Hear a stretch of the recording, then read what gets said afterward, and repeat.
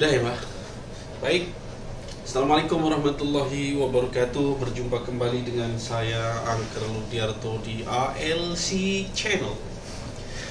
ALC Channel ini emang membahas macam-macam gado-gado. Termasuk ini kita mengundang salah satu tamu kehormatan juga di MRG.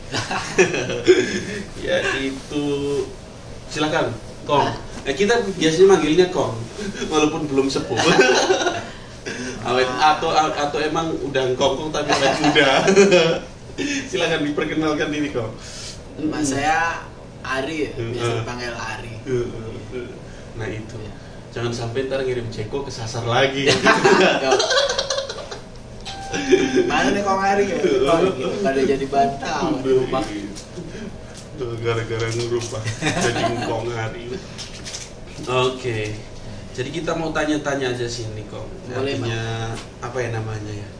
Kita mau tanya-tanya kayak misalkan masa kecil ini, Kong. Nah, kenapa saya mengundang Kong Ari ini kan? Mungkin jadi pertanyaan juga, karena beliau adalah jawara Betawi juga gitu.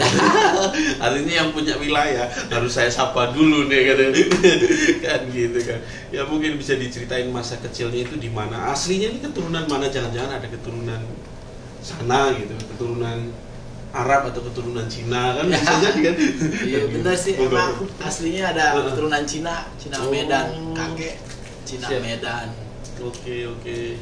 Jadi emang, tapi lahir di Jakarta, tinggal di lingkungan Betawi kan, jadi ya begini.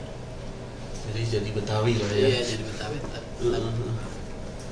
Tapi kalau dari sanat dari apa namanya silsilah itu ada Cina ya? Iya, ada di Cina. Katanya sih dulu engkong orang Cina. Engkong kakek bapaknya engkong saya. Bapaknya engkong orang Cina, jadi engkong masih turunan Cina. Cuman tetap lahirnya di Jakarta juga, Cina Betawi lah. Iya. Betul. Kirain saya keturunan Arab gitu. Gak ada keturunan Cina, gak ada sipit-sipitnya beliau nih. Kalau dari keluarga di Sukabumi mah kayak Cina semuanya. Oh gitu ya? Iya. Kalau pas ngumpul, cuman kitanya kutukan kali ya. Iya, benar. Jadi karena menyesuaikan diri dengan lingkungan. Lingkungannya lingkungan Betawi gitu ya. Oke. Nah, saya kan selalu bertanya kepada narasumber yang kami tanya ini kan selalu bertanya mengenai ilmu Kong, ya kan? Karena kapan pertama kali Kong Ari mendapati atau menemukan sebuah keilmuan dan mulai senang sama keilmuan gitu? Itu kapan gitu? Dulu sih awalnya waktu pas masih saya sekolah ya, SMA. Saya punya adik perempuan, itu kesurupan sampai 6 bulan. 6 bulan? 6 bulan, setiap malam tuh rumah rame udah kayak pasar. Yang ngobatin sono sini udah udah pada ngobatin lah semuanya. Sampai saya kesel kan ketika waktu kesurupan ada yang ngomong gini, ditanyain kan sama yang ngobatin, ini dari mana? Dari rumah kosong kan, belakang saya rumah kosong. Nah itu saya datang ke rumah kosong situ. Akhirnya saya tantangin tuh ya, setan-setan di situ pada, kalau berani sama gue jangan sama adik gue bang gitu. Karena saking keselnya jadi berani kan. Akhirnya semenjak itu saya kadang-kadang gue harus pengen bisa ngobatin orang apa gimana kan, karena dulu ngeliat adik kan kesian kan kesurupan sampai 6 bulan gitu. Tapi alhamdulillah sih sekarang udah nggak kenapa-napa. Alhamdulillah. Iya. Sampai 6 bulan jalan waktu lama juga. Iya udah disangkain, dibilang ada yang bilang gila, ada yang bilang memang kesurupan mulu, dia itu tahu juga. Jadi dari situ mulai bangkit giroh untuk jadi belajar. Nanti sewaktu-waktu harus belajar lah gitu. Paling nggak untuk keluarga sendiri kan gitu, untuk menolong keluarga sendiri. Tapi mulai terjun, artinya mulai terjun. Itu kan udah niatan nih, udah ada niatan pada saat itu. Mulai terjun artinya udah mulai belajar gitu. Kira-kira umur berapa itu? Setelah nikah sih ya, nikah. Terus setelah nikah ya? Iya, setelah nikah terus punya pikiran dulu saya begini kan, ketika udah nikah jarang ibadah kan dulu kan, malas gitu. Terus saya punya keinginan gitu, apa yang harus saya pelajarin ya biar rajin ibadah kayak gitu kan. Awalnya seperti itu, makanya ketika saya belajar keilmuan, ketemu guru nanya, motivasi kamu apa belajar ini? Saya bilang saya pengen sholat rajin, saya bilang gitu doang. Oh ya udah gitu, jadi ya itu aja, intinya emang pengen ibadah tadi kan, karena jarang ibadah. Jadi itu apa namanya niatan awalnya. Iya, niatan awal. Itu emang benar-benar untuk memperbaiki diri lah istilahnya. Iya, karena emang kan dulu di rumah juga semuanya anak-anak kagak ada yang boleh main sama saya, beneran. Tanya ada di kampung nih, maksudnya semua orang tua tuh kalau anaknya main sama kita nggak boleh, jangan main sama dia gitu, karena dulu kan. Nakal kan? Iya, makanya dulu dipanggilnya kita bukannya Ari, dipanggilnya apa namanya anjing Ari. Tapi sekarang orang tua di sana manggilnya kayak gitu, karena dulu mungkin nakal, tapi sekarang kita belajar gitu, alhamdulillah sih semuanya malah bingung kan, bisa berubah ya, alhamdulillah. Bisa berubah ya, masya Allah. Di dalam mempelajari keilmuan itu, Kong Ari ini lebih lebih ke arah mana? Artinya gini, pengasihan nggak apa gitu dalam mempelajari keilmuan itu? Saya sih tadi belajar keilmuan itu berjalan aja gitu Tat ya. Maksudnya kita belajar entah itu buat apa sih nggak tahu, pokoknya ada amalan. Saya amalin aja, saya nggak pernah nanya ini untuk KP, walaupun tahu gitu itu untuk KP, udah jalanin aja. Tapi ya mungkin ya dapetnya seperti ini kan, kadang-kadang saya itu dia pernah nggak bisa tidur berapa hari gitu di rumah, gara-gara itu ngeliat makhluk mulu. Sampai istri saya aja ngomong, lu gila sekarang ya gitu. Sering ngomong sendiri apa sendiri, itu mungkin proses ya. Proses betul. Sering ngomong sendiri dulu dah, anak-anak juga pada takut kadang-kadang kalau saya lagi marah, katanya saya suka ngomong sendiri dulu. Jadi anak-anak suka ngeliatin, itu kenapa ya bapak ya gitu. Jadi saya dulu kalau marah kayaknya saya ngeliat orang aja gitu datang, jadi saya ngomongin dia, udah jangan sini, pergi saya gitu. Tapi orang ngeliatnya aneh gitu. Jadi justru pengalaman pertama melihat makhluk itu saat emosional. Iya, saat saya lagi emosi, saya sering lihat seperti itu kan, akhirnya saya doa tuh kan, sholat, minta supaya pengen normal kan, nggak pengen kayak begini. Akhirnya udah tuh mendingan, saya nggak berani ngewirid apa-apa kan, saya nggak baca apa, cuma baca hasbunallah aja gitu, udah tidur. Dulu nggak bisa tidur kan, karena setiap saya mau tidur di rumah tuh rame ngeliatnya, jadi saya ketakutan sendiri. Akhirnya ya udah, lama-lama saya ketemu guru juga, dibilangin, dibimbing, akhirnya alhamdulillah akhirnya bisa ngeredam gitu, jadinya mending gitu. Iya. Jadi itu pengalaman awal untuk melihat entitas gaib ya, makhluk-makhluk lainnya. Oke. Tapi emang dari kecil sih, dulu ibu pernah cerita ketika abis maghrib mata saya tinggal putih semuanya.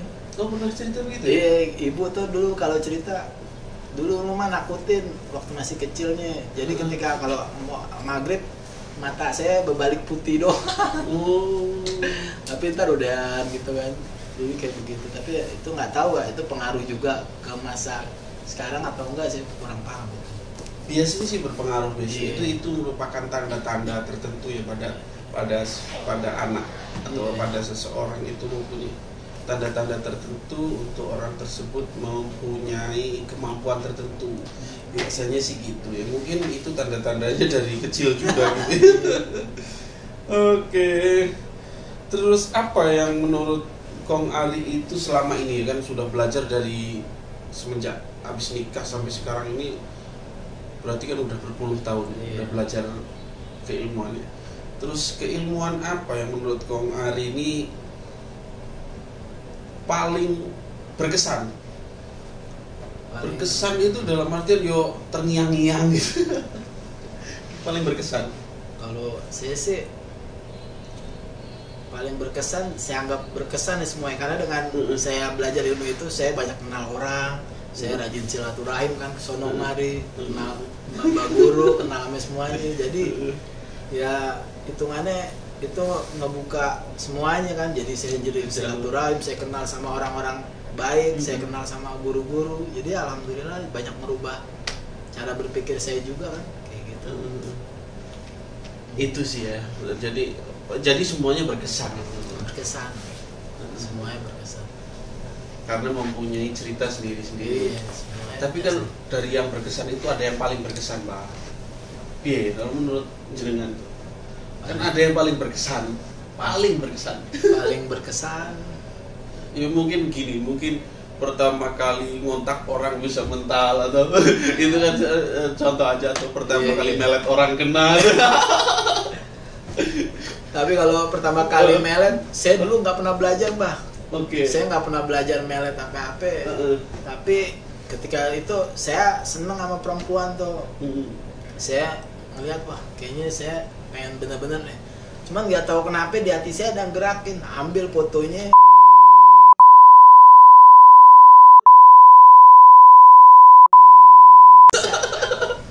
Saya lakuin. Jadi korban foto. Itu bilang saya kagak pernah belajar itu. Karena lagi saya sholat kan waktu itu. Katanya pas sholat saya, gimana ya Allah, saya pengen ini jadi istri saya kan gitu. Itu saya dapat tuh, ambil fotonya.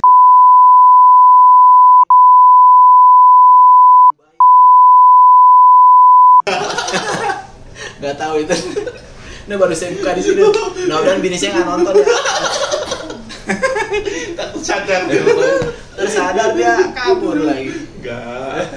Masalahnya masih ada di kuburan. Untungnya kuburannya sekarang udah dijadi rumah kan, di kuburan dekat rumah dulu kan. Jadi kuburannya kayaknya udah dipendem gitu, jadi ruko kan. Jadi ini salah satu ilmu pengasihan juga yang keren juga.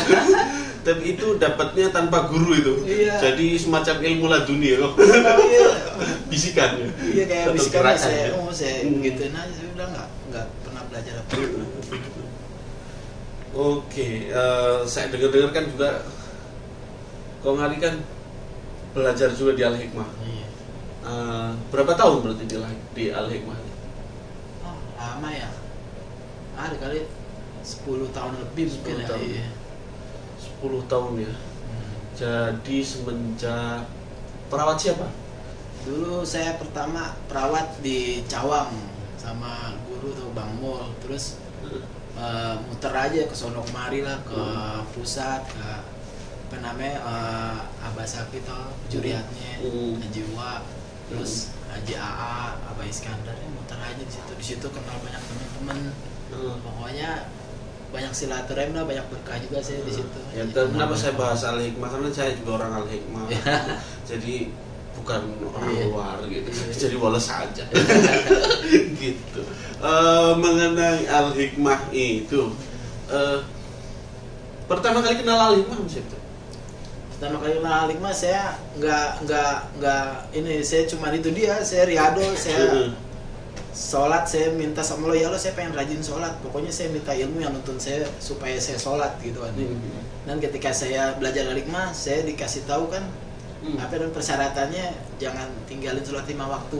Ini saya deh, ya udah, saya hitungannya mungkin saya kalau belajar karena pahala masih males ya, tapi kalau karena ilmu mungkin masih mau ngejalanin kayak gitu. Tapi kan kesininya mungkin ya berubah lah gitu. Iyalah, pastinya seperti itu. Jadi seperti itu. 10 tahun di Al-Hikmah udah tingkat berapa? Saya masih tingkat 2 ya, udah tingkat 2 ya, udah tingkat 2 ya. Emang sampai tingkat 2 sih teman-teman. Kalau di Al-Hikmah itu sampai tingkat 2. Insyaallah berkah lah untuk kita semua. Amin. Jadi tidak ada keinginan mau jadi perawat nih. Udah 10 tahun teman-teman ya kan. Belum bener ahlaknya. Ya kan, kali aja gitu kan. Mau membuat padepokan di Kemayoran. Ya. Gitu. Udah bikin sih gitu. Padepokan tari tapi. Oh iya, mengenai itu mungkin sedikit saja, ntar juga saya coba cari ketuanya. Al-Hikmah oplosan itu apa itu? Waktu oplosan itu sebenarnya Jadi apa namanya orang-orang itu dari sono sini perawatnya beda-beda. Kalau saya kan perawat dari Cawang, ada yang perawat dari lain, ada yang dari lain. Jadi ngumpulnya di situ. Jadi dibilang Al-Hikmah Oplosan karena beda-beda perawat kebanyakan. Karena dulu tuh pertama kali Al-Hikmah Oplosan itu nggak ada perawat, nggak punya perawat, jadi ngumpul aja yang deket gitu. Akhirnya sekarang alhamdulillah udah ada perawatnya di situ itu Bang Eko. Iya. Makanya saya kemarin sudah bilang sama dia, ntar saya panggil antum Bang. Alhamdulillah. Dulu mah kagak ada, jadi nggak ada perawat, ngumpul aja udah rame-rame. Oke. Jadi ada nggak sih tips tertentu gitu Bang? Tips tertentu untuk mempelajari keilmuan hikmah gitu? Kalau saya sih pengalaman pribadi ya. Iya. Ya jalanin aja apa yang dijalanin, jangan terlalu mengharapkan ingin apa gitu, maksudnya boleh kita tahu nih bisa apa cuman lebih ikhlas lah ngejalaninnya. Kadang-kadang karena kita nggak tahu sih kapan itu dikabulnya, kapan itu jadinya gitu kan ya. Jadi ya udah jalanin aja, mau jadi mau kagak ya niat ibadah aja udah gitu. Jadi tipsnya itu lebih kepada ikhlas ya? Iya, ikhlas susah sih emang cuman dicoba aja. Artinya udah jalanin aja. Iya, jalanin. Pokoknya aku jalanin gitu. Iya. Perkara bener ora bener, iya. Ada gurunya gitu. Iya. Betul. Yang penting kan silaturahim, ya kan, banyak teman. Kita nggak bisa, teman ada yang bisa. Betul. Ketika kita ngobatin orang belum berhasil, kan bisa telepon temannya. Iya. Tolong bimbingan.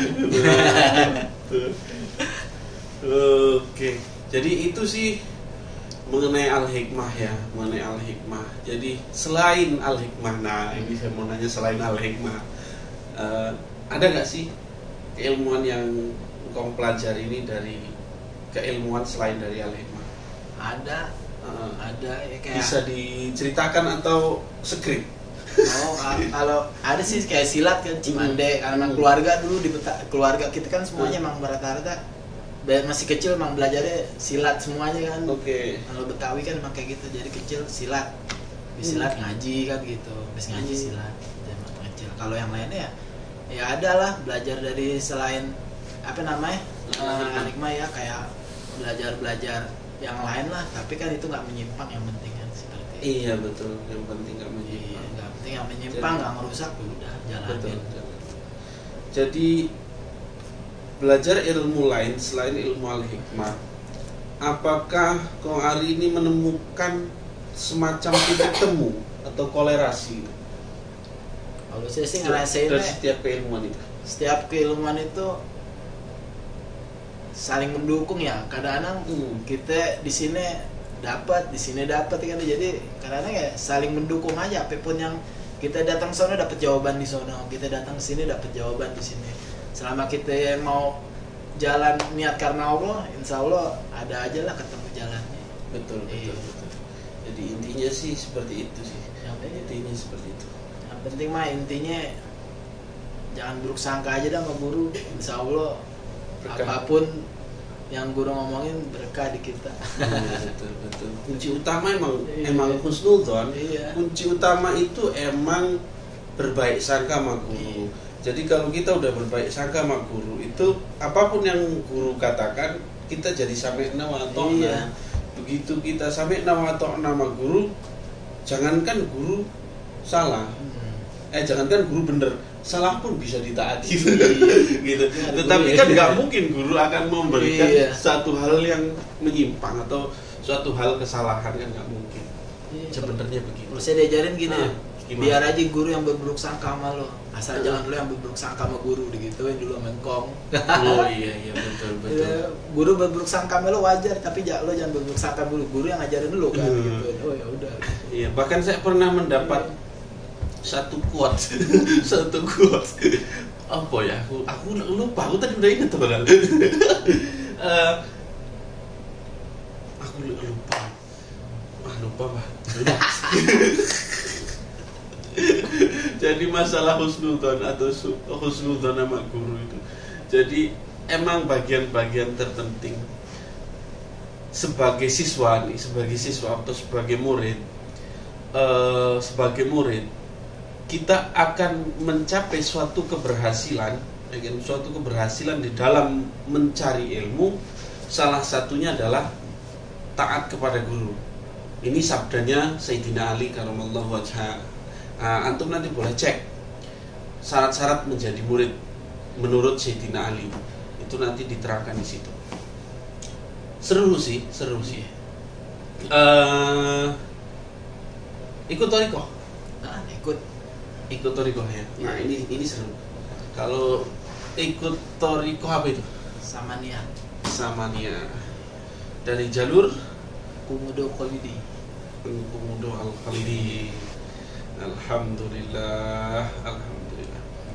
Berkah insyaallah. Amin. Thariqah Samania itu dari Syekh Saman Al-Madani kalau nggak salah saya. Kalau salah ya wajar dong. Masih ngeraba-ngeraba gitu kan. Itulah bagian dari sebuah keilmuan thariqah itu. Ada nggak sih yang menurut Kong Ari ini ternyata sama loh dengan keilmuan hikmah? Wah, sama, banyak banget, karena ujung hikmah thariqah kalau bagi saya. Ujung ilmu hikmah thariqah juga, karena emang menjurus ke sono kan belajarnya. Kita disuruh zikir, disuruh wirid, disuruh sama aja kayak thariqah kan, ujung-ujungnya ya thariqah juga kayaknya kalau al-hikmah ilmu hikmah itu. Betul.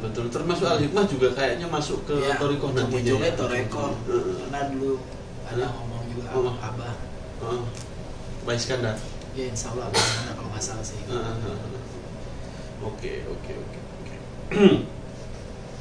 Ini udah berapa menit ini ya? Udah berapa menit kita ngobrol? Kita ngobrolin apa lagi, Kong? Kalau ngelihat sih dari kecil suka ngelihat juga kita siap kayak begitu. Cuman dulu kan emang rumah tua kan. Nenek saya dulu kan dukun beranak. Nenek dukun beranak, kalau engkong guru silat ya kan. Jadi emang dari dulu di rumah emang banyak benda-benda ini gitu, misalnya keris-keris itu engkong banyak loh. Ya jadi terbiasa lah. Oke, coba kita tadi yang benda itu tadi. Yang apa benda yang paling dari benda neneknya itu tadi kan. Nah, itu apa yang paling berkesan gitu maksud saya. Oke, lanjut lagi. Biasa kebutuhan kamera. Sama satu lagi apa namanya? Itu kan ada benda peninggalan dari nenek moyang. Dari nenek moyang. Antum masih simpen nggak? Nggak ada, cuma satu, paling tinggal tongkat doang, tapi tongkat rotan. Dulu karena saya ngeliat sendiri. Waktu itu kan kakaknya ibu saya, abangnya sakit tuh di rumah. Nah dia nggak bisa jalan. Nah dia teriak-teriak minta tolong ambilin tongkat itu. Tongkat itu jadinya sekitar 3 meter lah. Teriak-teriak gitu, bu tongkat. Pas saya samperin, saya ngeliat tongkat itu jalan sendiri, tek gitu. Makanya sampai sekarang saya simpen. Tongkatnya sih biasa kayak tongkat rotan aja. Mungkin juga itu karena yang gerakin jin, kayak bukan tongkatnya kali. yang habis tongkatnya kayak tongkat biasa aja, cuman karena saya ngeliat itu udah kecil, simpen lah sampai sekarang buat kenangan gitu. Tapi kalau keris-keris semuanya hilang, nggak tahu mati. Iya, tapi kan jadi ada sedikit apa namanya nih, benda-benda juga dari produk kami nih. Mungkin apa ya namanya ya, minta tolong dilihatin atau gimana, Pak? Dari benda peninggalan itu mana yang paling berkesan? Wah. Yang paling wah. Oke. Jadi ini pertanyaan tambahan ini dari Mas Panji itu. Jadi apa namanya, benda-benda peninggalan dari sesepuh kasepuh atau orang-orang tua dulu gitu. Ada yang paling wah? Ada sih yang paling wah, cuman hilang itu katanya sih dulu. Jadi nenek saya punya bapak namanya Datu Kilam. Dulu terkenal deh, kuburannya ada juga katanya di Kebon Nanas. Nah itu katanya masih turunan Cirebon juga dia. Masuk orang pintar juga, cuman itu kerisnya nggak ketemu, hilang sama Pak De waktu itu. Diambil dia nggak ketemu lagi, ya udah meninggal, jadi hilang. Sebenarnya kalau ada pengen deh kan pegang. Tapi menyukai batu pandan, apa namanya ini, gelang bahar. Itu sejak kapan itu? Sejak berumur ya. Melestarikan budaya aja. Karena dari dulu dari Engkong juga masih bujangan emang sering ngeliat kan mainan batu mainan, jadi kita ya udah ke bawah ya. Bawah. Akhirnya jadi ciri khas Betawi ya. Iya. Jadi walaupun keturunan Cina gitu kan, tapi tetap budaya Betawi tetap dijunjung. Terus ada juga keturunan dari Cirebon juga gitu kan. Oke. Apa? Makhluk yang dilihat paling. Oh iya. Ini satu lagi nih. Bukan, banyak lagi, masih banyak. Kong Ari itu bisa melihat makhluk astral, ya kan? Makhluk astral. Itu ada salah satu makhluk astral itu yang ketika kita lihat itu kita terngiang-ngiang tuh. Kayaknya paling hebat energinya. Itu pernah ngalamin itu? Biasanya sih dulu waktu baru-baru tuh saya kalau ngelihat kadang diikutin sampai 3 hari. Misalnya kita ngeliat, misalnya kita ngeliat orang gitu ya, ikut temen pengobatan gitu kan, kita masih ngeliat makhluk itu, kadang-kadang itu makhluk sampai 3 hari masih kelihatan ngikutin kayak orang nggak seneng begitu. Ya Allah nih kayak begini, itu aja makanya saya suka merasa nggak enak banget kayak begini. Jadi, tapi yang paling wah gitu maksudnya. Dari pengalaman dari pertama kali melihat sampai sekarang ini, kemudian Kong Ari itu mempunyai kesan sendiri terhadap satu makhluk itu gitu kan, ada nggak sih? Kalau Ya misalkan tiba-tiba dari itu semua saya melihat genderuwo yang wih kodenya minta ampun, saya lari gitu. Misalkan ya saya waktu itu sih ngeliat yang paling serem sih masih kecil kan, ngelihat masih ingat sampai sekarang, jadi ngelihat itu aja, jadi sama-sama kaget dia di pintu ngelihat, saya ngelihat juga, jadi saya kan namanya orang berasa kayak diliatin nih. Pas saya lagi ngelihat nengok ke pintu gitu ada makhluknya, jadi sama-sama kaget. Saya juga takut, mukanya matanya gede bulat gitu, merah, badannya kayak lampu neon gitu, putih. Putih ya lampu neon gitu udah putih banget deh badannya, jadi kayak putih banget, cuman itu bibirnya doer, ya ininya matanya gede gitu, kecil gitu kan, panjang baju, gemuk. Itu wah ngeri. Itu yang bikin takut tuh. Masya Allah ya. Kalau saya itu dulu itu Pak, kalau saya itu dulu pengalaman paling berkesan itu pada saat saya mengadakan majelis zikir. Jadi MRG itu semenjak saya SMA teman-teman. Semenjak saya SMA itu saya sudah mendirikan MRG gitu. Jadi kita zikirnya itu di tempat-tempat yang orang anggap sebagai tempat wingit gitu kan. Nah itu pernah di suatu tempat namanya Siblawong di Purang sana, Malang. Itu kita lagi zikiran gitu kan. Pertama kita latihan kalau orang-orang sini bilang latihan silat hadiran, gitu, sambat gitu ya. Nah itu pertamanya gitu. Terus makin malam teman-teman pada tidur gitu kan, teman-teman pada tidur, kecuali saya sama teman saya satu gitu kan. Dia masih mainan HP. Dulu itu HP-nya HP Nokia 6600 kalau nggak salah gitu. Dia masih mainan HP. Oh, Smart Flash apa ya, pokoknya aku lupa, pokoknya dia mainan HP gitu, karena yang punya HP baru dia. Atau apa, aku agak lupa itu merek HP-nya, agak lupa. Masih mainan, nggak tahu SMS-an atau main game uler-uleran gitu. Nah tiba-tiba itu terdengar langkah kok, srek gitu kan. Saya kira manusia, tamu gitu, saya kira. Ini sambil curhat gitu. Saya kira tamu gitu. Saya kira ada tamu nih. Karena saya pakai kaos gitu kan, pakai kaos biasa. Akhirnya saya pakai baju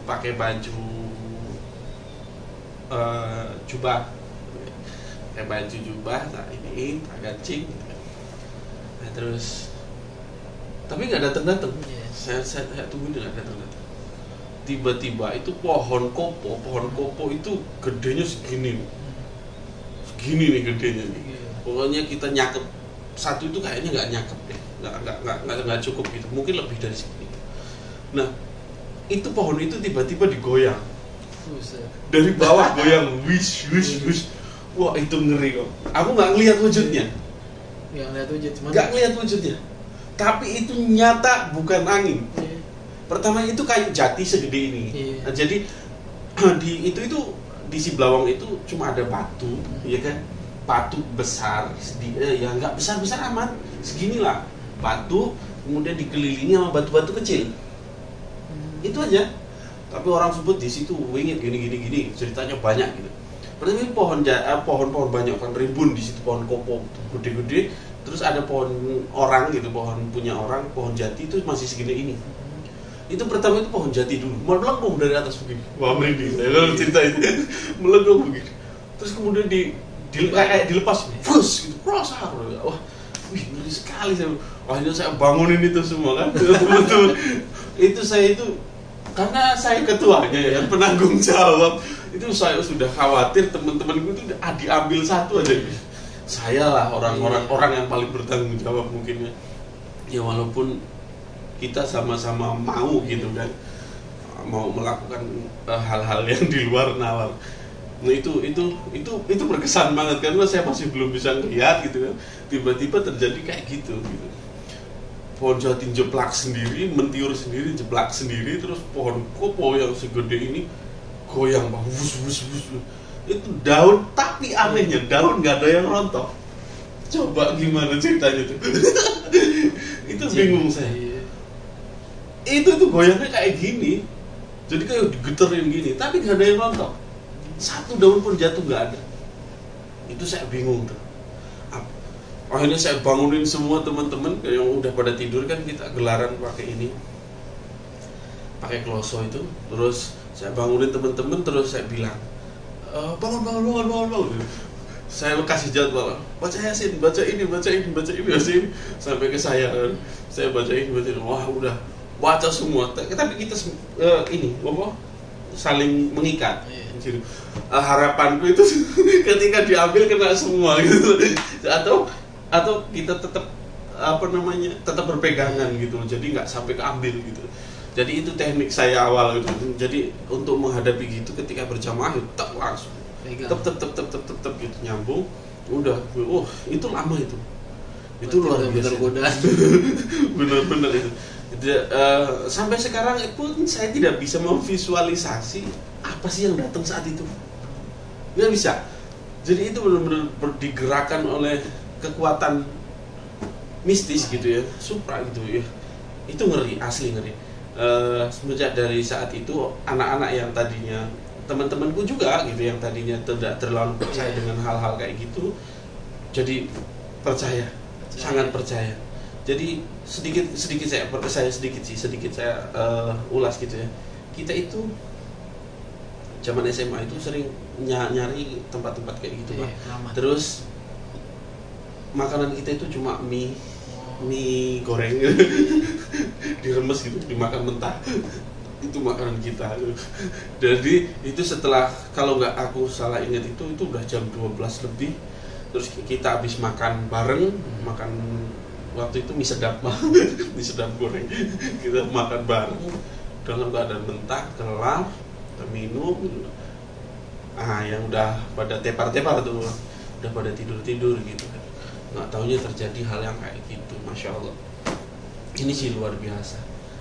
Terus kita cerita apa lagi kok?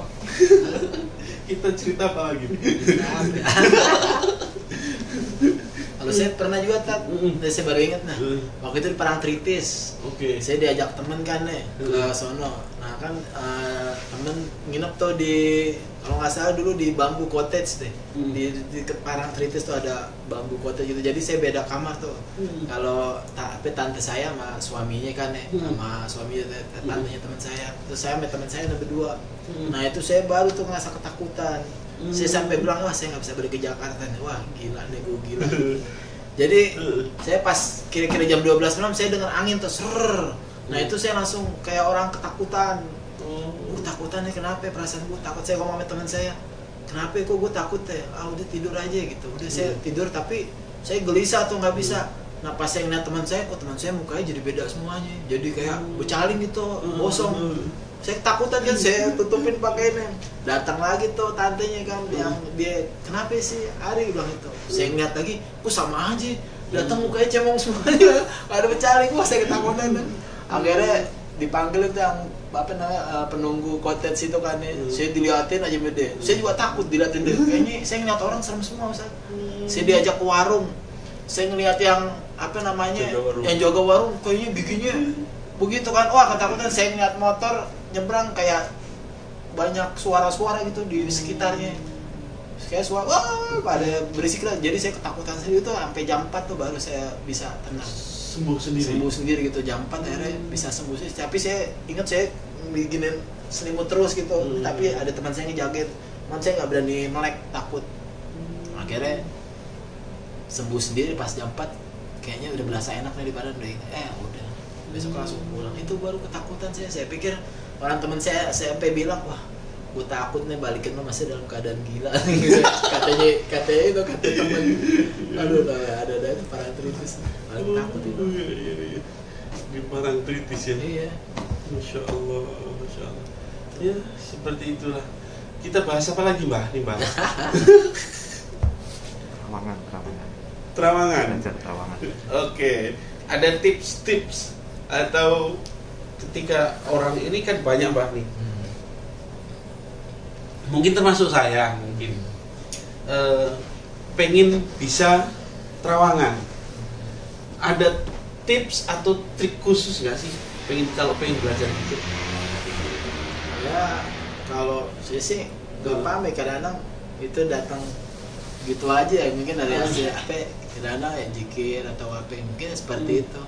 Tapi emang kalau misalnya kayak gitu, bapak kata guru sih yang pernah ngajarin ngomong begitu, dari 10 kita menerawang 7 bener aja itu udah istimewa kata gitu. 3 salah berarti kita masih manusia ya kan. Kalau 10-10-nya bener ntar kabur gitu. Kalau kata guru saya lebih aneh lagi. Jadi kalau lu menggunakan terawangan lu itu 9 kali salah 1 kali burem. Jadi ingat aja berarti kalau salah ya, makanya kita kalau gitu nggak pernah ngerasa yakin nih kan, karena emang itu kan masing-masing orang kadang suka beda penglihatan. Jadi kita juga nggak pernah mau ngebilang harus ngeyakinin dalam diri kan. Betul. Jadi ya udah kita yang lihat, kita ngomongin aja salah atau bener ya itu urusan Allah lah ya kan. Triknya maksudnya untuk pemula nih, mungkin begitu merem gitu misalkan, begitu merem seret selintas ada cahaya, selintas ini selintas itu kan biasa gitu ya. Iya, pertama saya sih baru belajar. Sama, ngajarin. Saya sih baru belajar. Tetapi ada nggak sih trik khusus ketika menghadapi yang kayak gitu? Kalau saya sih pokoknya gambaran pertama yang datang ya itu dia. Jadi ketika kita minta ya Allah tolong tunjukin sebenarnya apa sih yang ada yang kita pengen lihat gitu. Tapi sebelumnya juga ngomong ya Allah jangan bikin saya jadi fitnah kan ya. Takutnya kan penglihatan itu namanya ini kan fitnah kan. Jadi ya kadang-kadang yang pertama datang aja. Misalnya kita mau lihat pertama kali ngeliat itu ya udah itu. Kedua, ketiga, keempat gambarannya biasanya suka beda-beda ya, malah bikin kita rancu, imajinasi pedal itu kita mencari kan berarti kan. Betul. Ketika kita nggak mencari kan yang datang ya udah. Tapi ketika udah datang juga kita juga minta ya Allah jangan bikin jadi fitnah kan. Kalau emang jadi fitnah mendingan nggak usah dikasih lihat gitu. Iya kan maksudnya kan takut juga kan fitnah, tanggung jawab ya. Tanggung jawab. Iya sih betul. Jadi itulah tips dan triksnya untuk para teman-teman pemula yang masih belajar terawangan itu. Yang pertama, latih fokus kalian dengan cara belajar melihat sesuatu dengan satu titik. Misalkan melihat satu titik itu fokus, itu latihan fokus sampai titik itu hilang, itu namanya belajar fokus. Yang kedua adalah belajar mengosongkan diri. Itu mengosongkan diri dari segala keinginan. Jadi setelah itu semua bisa dilewatin, insya Allah ya, Insyaallah ada gambarannya. Gitu. Oke, lanjutannya apa ini lanjutannya? Lanjutannya udah berapa menit ini? Lanjut terus. Oke, lanjutannya berapa menit? Kita sudah udah 40 menit bah ternyata. Oke, kita closing aja ya. Siap. Kita closing bah. Tadinya mau suruh nerawangin ini. Tapi udah 40 menit. Ntar yang nonton takut bosen lihat wajah saya. Tapi biasanya sih malah ketagihan karena mahabbahnya banyak. Oke, baiklah teman-teman semuanya yang saya hormati dan saya muliakan. Mudah-mudahan kita semua mendapatkan keberkahan dari Allah Subhanahu wa taala, diberikan panjang umur, sehat walafiat. Untuk teman-teman semuanya yang nonton, yang like, yang subscribe juga, jangan lupa tetap jaga kesehatan ya di kondisi yang seperti ini. Allah mudah-mudahan kita tetap disehatkan oleh Allah. Amin. Tetap disehatkan oleh Allah, tetap Amin. disehatkan oleh Allah. Amin. Umur panjang, sehat walafiat. Amin. Wal afu minkum. Assalamualaikum warahmatullahi wabarakatuh. Waalaikumsalam warahmatullahi wabarakatuh.